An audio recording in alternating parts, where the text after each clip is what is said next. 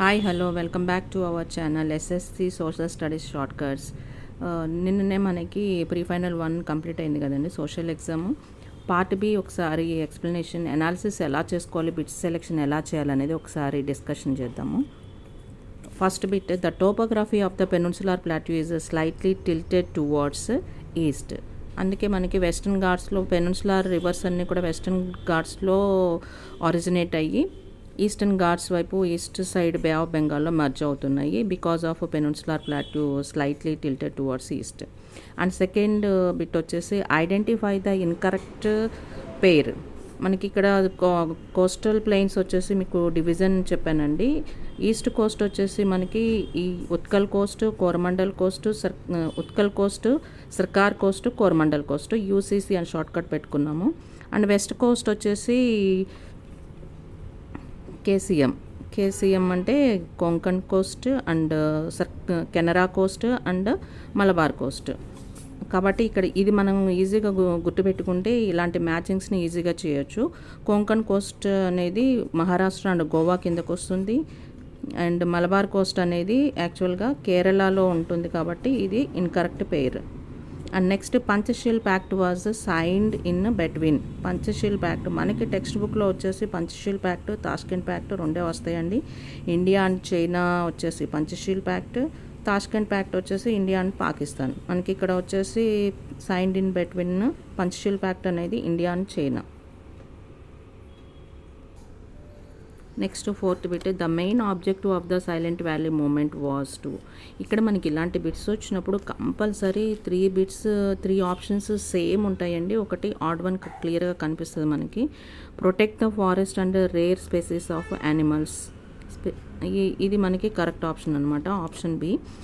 ఇక మిగతా 3 కూడా మనం ఈజీగా ఐడెంటిఫై చేయొచ్చు. ఇవన్నీ కూడా నెగిటివ్ టువర్డ్స్ ఎన్విరాన్మెంట్ పాయింట్స్ కాబట్టి ఇది ఖచ్చితంగా కాదు. ఆబ్జెక్టివ్ అనేది మనకి ఎన్విరాన్మెంటల్ ఫ్రెండ్లీ ఉంటుంది కాబట్టి ఈజీగా ఫైండ్ అవుట్ చేయొచ్చు అనమాట. Protect the forest and rare species of animals. And next bit వచ్చేసి an aquifer is an aquifer అంటే water layers under the ground అనమాట. దానికి సంబంధించి an under ground layer of rock or soil that stores and transmits ground water. This is the correct option, option B. And next, arrange the following in chronological order. ఇలాంటి chronological orders ఇచ్చినప్పుడు మనం ఖచ్చితంగా ప్రతి period rough work చేసుకోవాలండి. Rough work చేసుకుంటేనే మనకి correct option అనేది మనం ఫైండ్ అవుట్ చేయగలుగుతాము. ఫస్ట్ ఆప్షన్ 1 వచ్చేసి బంగ్లాదేశ్ వార్ ఇచ్చాడు. దీనికి మనం 1971 రఫ్ వర్క్లో కంపల్సరీ రాసుకోవాలి. Bhopal gas tragedy 1984, first general elections 1952 and quit India moment 1945. ఇప్పుడు ఈ ఆర్డర్ని మనం కరెక్ట్గా సెట్ చేసుకుంటే కనుక, ఇలా రాసుకున్న తర్వాత మనం ఆర్డర్ని ఫామ్ చేసుకుంటే 4, 3, 1, 2 అనేది ఈజీగా ఐడెంటిఫై అవుతుంది అనమాట. లేదు అంటే కనుక ఖచ్చితంగా కన్ఫ్యూజ్ అవుతాము, ఆప్షన్ రాంగ్ పెట్టే ఛాన్సెస్ ఉంటాయి. ఆల్రెడీ ఇక్కడ ఫస్ట్ 2 ఆప్షన్స్ని మ్యాచ్ చేసినా కూడా సెకండ్ 2 ఆప్షన్ కూడా కన్ఫ్యూజన్లో ఇచ్చాడు కాబట్టి కంపల్సరీ మనము సెట్ చేసుకోవాల్సింది. ఇక్కడ కరెక్ట్ ఆప్షన్ వచ్చేసి 4, 3, 1, 2 option D. And seventh bit వచ్చేసి a major impact of climate change is. ఇక్కడ క్లైమేట్ చేంజ్ అనేది దాని ఇంపాక్ట్ అనేది మ్యాక్సిమం నెగిటివ్ పాయింటే కాబట్టి ఈజీగా ఫైండ్ అవుట్ చేయొచ్చు. డిక్రీజ్ ఇన్ సీ లెవెల్ కాదు, సీ లెవెల్స్ అనేవి ఇంక్రీజ్ అవుతాయి మెల్టింగ్ ఆఫ్ ఐస్ బ్లాక్స్ వలన. అండ్ ఇంక్రీజ్ ఇన్ బయోడైవర్సిటీ, ఇది positive point, positive to environment కాబట్టి అది కాదు. And next, decrease in average temperatures అనేవి ఇయర్ టు ఇయర్ పెరుగుతూనే ఉన్నాయి. అండ్ లోయెస్ట్ టెంపరేచర్స్ కూడా ఇయర్ టు ఇయర్ పెరుగుతూనే ఉన్నాయి కాబట్టి ఇది కూడా కాదు. ఈజీగా మనం ఎనలైజ్ చేయొచ్చు. The correct option is increase in droughts and floods ఎక్కువ అవుతున్నాయి అండ్ డ్రాప్స్ ఎక్కువ అవుతున్నాయి because of the climate change. That is what the correct option is C, increase in droughts and floods. Next 8th bit, the president of the World Bank. ఇవి current affairs compulsory మనం ఒక list అయితే post చేస్తానండి. ఆ list పర్ఫెక్ట్గా మనం prepare అవ్వాల్సిందే, don't get confuse. World Bank వచ్చేసి Ajay Banga and UNO secretary general వచ్చేసి ఆంటోనియో గటరీస్. కాబట్టి correct option is Ajay Banga, option B. And the present defence minister of India Rajnath Singh అండి. అమిత్ షా వచ్చేసి home minister, Narendra Modi prime minister and Nirmala Sitharaman finance minister. Correct option is Rajnath Singh, option C. Next 10th bit match the following and choose the correct option. Match the following వచ్చేసి మనకి ఇవి కూడా చెప్పాను కదా, rough work అయితే compulsory చేసుకోవాలి, లేదంటే లిటిల్ బిట్ కన్ఫ్యూజన్లో మార్క్స్ కోల్పోయే ఛాన్సెస్ ఉన్నాయి. కాబట్టి రఫ్ వర్క్ చేసుకోండి. న్యూ డీల్ అనేది మనకి ఇక్కడ వచ్చేసి ఆప్షన్ సిలో ఉంది. Promised relief to the victims of depression after world wars USA declared finance support to the defeated countries. That is new deal అనేది గ్రేట్ ఎకనామిక్ డిప్రెషన్లో పార్ట్గా ఫ్రాంక్లిన్ రూజ్వెల్ట్ తీసుకున్నటువంటి న్యూ పాలసీ. దాని ప్రకారం RRRని ఇంప్లిమెంట్ చేయడం జరిగింది USAలో. అది వచ్చేసి ప్రామిస్డ్ రిలీఫ్ అంటే RRRలో మనకు ఒక R ఇచ్చిండు, రిలీఫ్ టు ద విక్టిమ్స్ అనేది. And next League of Nations అనేది World War I తర్వాత ఎస్టాబ్లిష్ చేసినటువంటి ఇంటర్నేషనల్ ఆర్గనైజేషన్ కాబట్టి ఆప్షన్ డి. UNO వచ్చేసి World War II తర్వాత ఫామ్ చేసినటువంటి ఇంటర్నేషనల్ ఆర్గనైజేషన్ కాబట్టి option B. Treaty of Versailles అనేది imposed heavy penalty on Germany. అందుకే మనకి ఇది కూడా ఒక important specific cause of World War II కిందకు వస్తుంది అనమాట. ఈ ట్రీటీ ఆఫ్ వర్సైల్స్ అనేది ఆప్షన్ ఏ. ఓవరాల్గా చూసుకుంటే దాన్ని మళ్ళీ మనం సెపరేట్గా రాసుకోవాలి.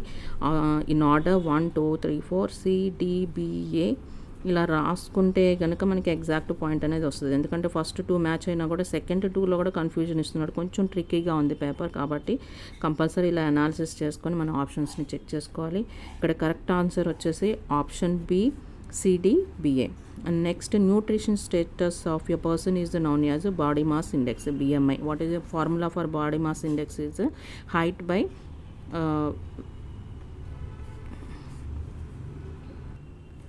BMI formula is weight in kgs by height in centimeters square. దీని ప్రకారం న్యూట్రిషన్ లెవెల్స్ ఏంటి అనేది ప్రతి పర్సన్ యొక్క న్యూట్రిషన్ లెవెల్స్ని ఫైండ్ అవుట్ చేయొచ్చు. Body mass index BMI. And next 12th question వచ్చేసి మనకి the following country has veto power in the United nations security council. Means ఇక్కడ పర్మనెంట్ కంట్రీస్ అండి. పర్మనెంట్ కంట్రీస్ UNOలో ఉన్నటువంటి పర్మనెంట్ మెంబర్స్ ఏవైతే ఉన్నాయో అవన్నీ కూడా వస్తాయి. మనకు వచ్చేసి USA, USSR, France, Britain, Russia, ఇంకొకటి వచ్చేసి China.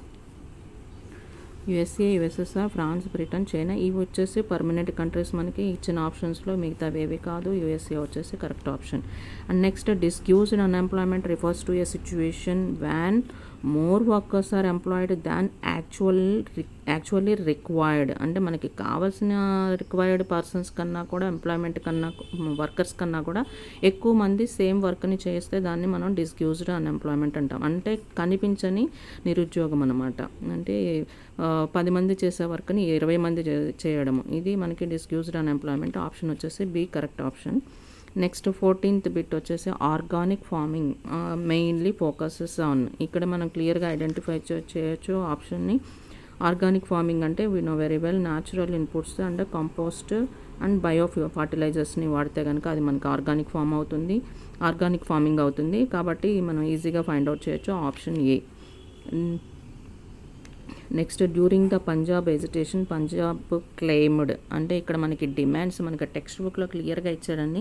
Greater requirement in state government jobs అని ఇచ్చాడు. కానీ ఇక్కడ మనకి వచ్చేసి వాళ్ళు డిమాండ్ చేసింది జస్ట్ ఆర్మీలో సిక్కుల్ని ఎక్కువగా రిక్రూట్ చేయాలనేది వాళ్ళ డిమాండ్. కాకపోతే ఇక్కడ చిన్న ట్విస్ట్ స్టేట్ గవర్నమెంట్ జాబ్స్ అని ఇచ్చాడు. మనకి చూడగానే గ్రేట్ రిక్వైర్మెంట్ చూడగానే మనకి అది ఆప్షన్ అనిపిస్తుంది. కాబట్టి ఆప్షన్స్ అన్నీ కూడా క్లియర్గా చెక్ చేసి మరి చూస్తే కానీ కరెక్ట్ ఆప్షన్ మనం ఫైండ్ అవుట్ చేయలేము. New capital city of Amritsar. ఆ క్యాపిటల్ సిటీ అమృత్సర్ కాదు, ఇది wrong option. And extra constitutional powers కాదు. కాబట్టి కరెక్ట్ ఆప్షన్ వచ్చేసి వాళ్ళ డిమాండ్స్ ఏంటి, దేనికి వాళ్ళ క్లైమింగ్ ఏంటి అంటే more water from Bhakra Nangal dam. Option B is the correct option. Next 16th bit the emigration act 1983 governs. 1983 emigration act అనేది ఇండియాలో మనం పాస్ చేసుకున్నటువంటిది. ఎవరి కోసం అంటే ఇండియా నుంచి ఫారిన్ కంట్రీస్కి అబ్రాడ్ వర్క్ కోసం ఎంప్లాయ్మెంట్ కోసం వెళ్తున్న వాళ్ళకి సేఫ్ గార్డ్ ఇవ్వడం కోసం అరేంజ్ చేసుకున్నటువంటి యాక్ట్ అనమాట ఇది. దీని ప్రకారం ఏంటి అంటే migration and employment of Indians abroad వాళ్ళకి సేఫ్ గార్డ్ ఇస్తుంది కాబట్టి ఇది కరెక్ట్ ఆప్షన్. ఇలా ఇక్కడ కూడా మనం కొన్ని పాయింట్స్ ఇక్కడ ఈజీగా మనం ఐడెంటిఫై చేయొచ్చు. ఆప్షన్స్ని ఆడ్ వన్ అవుట్ చేయొచ్చు. ఫారినర్స్ ఇన్ ఇండియా అంటే ఇండియాలో ఉండే ఫారినర్స్ కోసం అయితే కాదు, ఇండియా విత్ ఇన్ ద స్టేట్స్లో ఉండే వాళ్ళ కోసం కాదు, Indians with in union territories కాదు. కాబట్టి ఈజీగా మనం ఆప్షన్స్ని ఆడ్ వన్ అవుట్ చేస్తే మనం కరెక్ట్ ఆప్షన్ ఫైండ్ అవుట్ చేయొచ్చు అనమాట. నెక్స్ట్ 17th బిట్ వచ్చేసి a coalition government is usually formed when. A coalition government అనేది కాంబినేషన్ అనమాట. మనకి ఎన్డీఏ, యూపీఏ ఎలా అయితే కొలిషన్ గవర్నమెంట్స్ అంటామో వాటిని కొలిషన్ పార్టీస్ అంటామో, ఆ పార్టీస్ కనుక గవర్నమెంట్ని ఫామ్ చేస్తే అది కొలిషన్ గవర్నమెంట్ అవుతుంది. ఇక్కడ మనకి one party wins all the, ఒక పార్టీ కనుక అన్ని మెజారిటీ విన్ అయితే కంపల్సరీ అక్కడ ఏమి ఎలాంటి కొలిషన్ అవసరం ఉండదు కాబట్టి ఇది కాదు. Elections are not conducted on time, ఇది అసలే కాదు. The president dissolves the Lok Sabha, ఇది కాదు. కరెక్ట్ ఆప్షన్ వచ్చేసి no single party gets a clear majority in the elections. ఏ పార్టీ కూడా ఒక పార్టీ కంప్లీట్ మెజారిటీ లేనప్పుడు ఆ రీజనల్ పార్టీస్ తోటి మిక్సప్ అయ్యి ఈ కొలిషన్ గవర్నమెంట్ని అంటే కూటమిల్ని ఫామ్ చేస్తుంది అనమాట. ఎగ్జాంపుల్ మనకి ఆంధ్రాలో ఫామ్ చేసినటువంటి తెలుగుదేశం పార్టీ గవర్నమెంట్ని మనం కొలిషన్ గవర్నమెంట్ అనొచ్చు. And next 18th bit, the voters eligible to cast a vote through a postal ballot అనేది కంపల్సరీ ఇక్కడ మనకి పోలింగ్ స్టాఫ్ కోసం ఇచ్చినటువంటి ఒక special feature. Election commission polling staff who are deputed for polling duties, for them election commission will send a postal ballot and conducting elections earlier than the polling date. దానికోసం arrange చేసినటువంటి ఒక fixed point. And some times ఇది మనకి 2 మార్క్స్లో కూడా అడిగే chances ఉంటాయి. చాలా చాలా ఇంపార్టెంట్ బిట్. మిగతా వాటిని కూడా ఆడ్ వన్ అవుట్ ఈజీగా చేయొచ్చు. ఇక్కడ మనం ఓన్లీ ఫస్ట్ టైం ఓటర్స్ అయితే కాదు, voter living in urban areas కాదు, బిలో 18 years అసలే కాదు. కాబట్టి ఈజీగా మనం పోలింగ్ స్టాఫ్కి ఇచ్చేటువంటి బ్యాలెట్ని మనం పోస్టల్ బ్యాలెట్ అంటాము. అండ్ నెక్స్ట్ 19th బిట్ వచ్చేసి an example of physical capital అంటే fixed capital at a time we will invest on this capital on these materials or else whatever it is fixed for the long time. Machines, example is machines. Chemical fertilizers, seeds, pesticides అనేది according to the working process వాటి యొక్క investment అనేది పెరుగుతూ ఉంటుంది. Working ప్రాసెస్ని బట్టి ఉంటుంది కాబట్టి ఇవి వర్కింగ్ క్యాపిటల్ కిందకు వస్తాయి. Fixed at a time physical ఐటమ్స్ని పర్చేస్ చేస్తాం కాబట్టి, క్యాపిటల్ ఇన్వెస్ట్ చేస్తాం కాబట్టి ఇవి వచ్చేసి మనకి ఫిజికల్ ఆర్ ఫిక్స్డ్ క్యాపిటల్ కిందకు వస్తాయి అనమాట. నెక్స్ట్ లాస్ట్ బిట్ వచ్చేసి the following statement about the emergency period in India is incorrect. మనకి హడావుడిలో ఇలాంటివి చూడము, డైరెక్ట్గా పెట్టేస్తాము. కొంచెం ఇవి ఈజీగా మనం ఐడెంటిఫై చేయగలగాలి. ఇక్కడ వచ్చేసి మనకి ఎమర్జెన్సీలో ఇందిరాగాంధీ గారు ఇంప్లిమెంట్ చేసినవి ఏంటి అండ్ చెయ్యనిది ఏంటి. ఇన్కరెక్ట్ అంటే అది మ్యాచ్ అవ్వని పాయింట్ అనమాట. ఎమర్జెన్సీకి సంబంధం లేని పాయింట్ చూడాలి మనం. చిన్న ట్రిక్కీగా ఇచ్చాడు, అది కొంచెం ఐడెంటిఫై చేయాలి, అనాలిసిస్ చేసుకోవాలి. 3-4 times చదివితే కానీ మనం ఆప్షన్ని కరెక్ట్గా ఐడెంటిఫై చేయలేము. ఫండమెంటల్ రైట్స్ వర్ సస్పెండెడ్, ఇదైతే జరిగింది. ఎమర్జెన్సీ టైంలో ఫండమెంటల్ రైట్స్ని సస్పెండ్ చేశారు. అండ్ ప్రెస్ వాజ్ సెన్సార్డ్ అయింది. అండ్ ఫోర్స్డ్ స్టెరిలైజేషన్ ప్రోగ్రామ్ కూడా తీసుకోవడం జరిగింది. అయితే emergency was proclaimed due to the external aggression. ఇక్కడ మనం చిన్నగా ఫైండ్ అవుట్ చేయాల్సిన పాయింట్ ఏంటి అంటే ఎమర్జెన్సీ వచ్చింది అగ్రెషన్స్ వలన, కానీ నాట్ ఎక్స్టర్నల్, ఇంటర్నల్ అగ్రెషన్స్. అంటే జేపీ మూమెంట్ని కంట్రోల్ చేయలేని పొజిషన్లో ఇందిరాగాంధీ గారు ఎమర్జెన్సీని డిక్లేర్ చేయడం జరిగింది. ఒక పాయింట్ మనం ఫైండ్ అవుట్ చేయగలిగితే మనం ఇన్కరెక్ట్ స్టేట్మెంట్ని తీసుకోవచ్చు అనమాట. ఇది ఆప్షన్ సి. లాస్ట్ బిట్ వచ్చేసి ఆప్షన్ సి. ఇలా మనం పార్ట్ బి పెట్టేటప్పుడు కొంచెం కేర్ఫుల్గా మనకి ఇచ్చినటువంటి ½ an hourని కొంచెం కేర్ఫుల్గా అనాలిసిస్ చేసుకుంటూ కనుక మనం ఆప్షన్స్ పెట్టగలిగితే ఈజీగా స్కోరింగ్ 19-20 ఈజీగా స్కోర్ చేయొచ్చు. Thank you all.